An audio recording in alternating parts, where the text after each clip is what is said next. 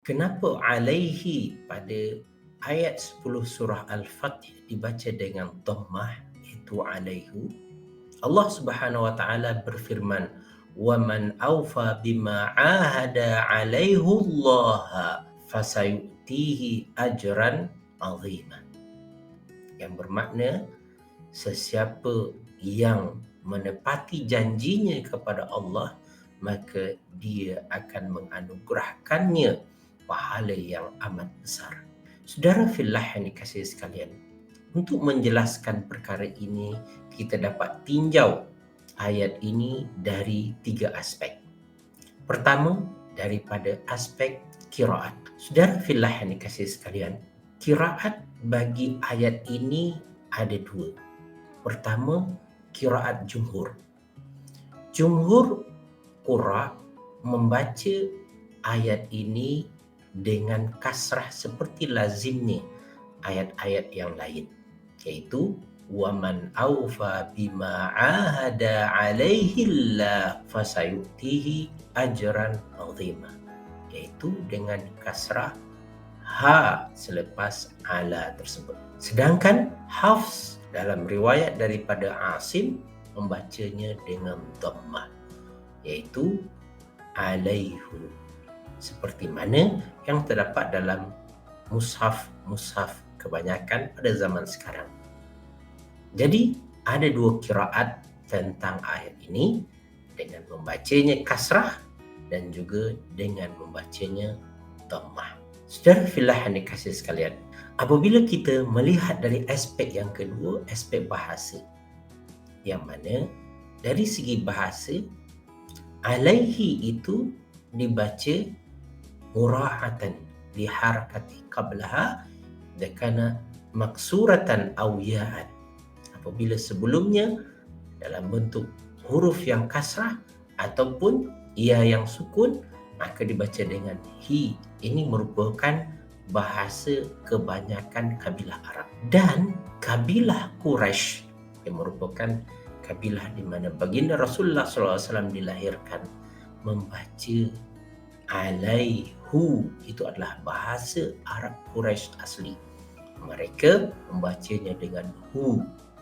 Jadi dari segi bahasa sebenarnya itu ada dalam bahasa Arab. Kedua-duanya merupakan bahasa Arab, cuma satu dialek Quraisy dan satu lagi adalah dialek bukan Quraisy.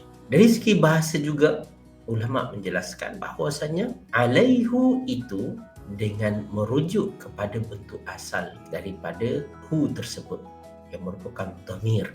Dhamir yang asalnya adalah huwa, dan huwa itu ha-nya berbaris dhammah. Itulah baris asal bagi hu kepada keadaan yang lain, iaitu jika tidak didahului oleh ya mati ataupun kasrah, maka ia dibaca dengan hu. Contohnya adalah minhu, anhu, lahu, baris dapat. Karena itu adalah baris asal.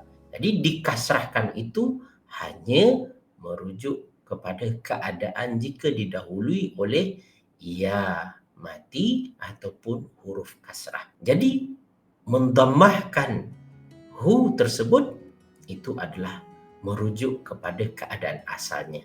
Jadi dari segi bahasa pun dibolehkan. Kemudian apabila kita lihat daripada aspek ketiga, iaitu aspek makna, maka ulama menjelaskan kenapa dia berbaris dhammah tersebut, karena situasi ayat ini diturunkan berkaitan dengan perjanjian ataupun bai'ah yang dinyatakan oleh sahabat-sahabat Nabi dalam bai'atul ridwan. Bai'atul ridwan ini sahabat-sahabat Nabi berikrar akan menyokong, membantu dan melindungi Rasulullah SAW sampai titik darah. Mereka kata mereka bersedia mengorbankan diri mereka untuk melindungi Rasulullah SAW.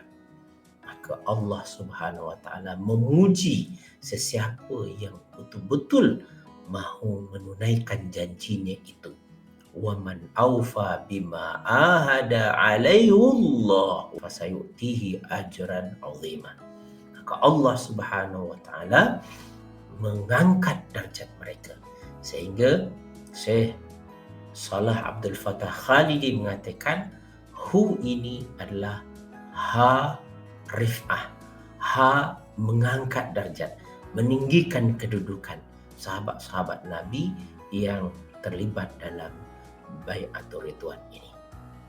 Saudara fillah yang dikasihi sekalian, dari segi makna ini juga ulama mengatakan bahawasanya karena melaksanakan janji kepada Allah adalah satu yang besar, satu yang berat, maka yang sesuai untuk menyatakan kebesaran dan beratnya tanggungjawab tersebut adalah dengan harakah dhammah. Harakah dhammah ini dari segi bunyi menurut sebagian ulama ia adalah harakah yang berat, berat untuk dilafazkan, berat untuk disebut. Jadi saudara fillah yang dikasihi sekalian, dibaca dengan dhammah menurut qiraat Hafs an Asim ini karena meraihkan makna ini, meraihkan tanggungjawab yang besar ini, maka mereka menggunakan bahasa Arab Quraisy untuk menyatakan itu. Namun kita perlu ketahui qiraat yang lain membacanya dengan alaihi, dengan kasrah, dengan melihat kepada bahasa Arab bukan Quraisy. Mudah-mudahan dengan penerangan ini dapat membantu kita menjelaskan kenapa alaihu dibaca pada surah Al-Fath ayat 10 ini. Mudah-mudahan bermanfaat. Assalamualaikum warahmatullahi wabarakatuh.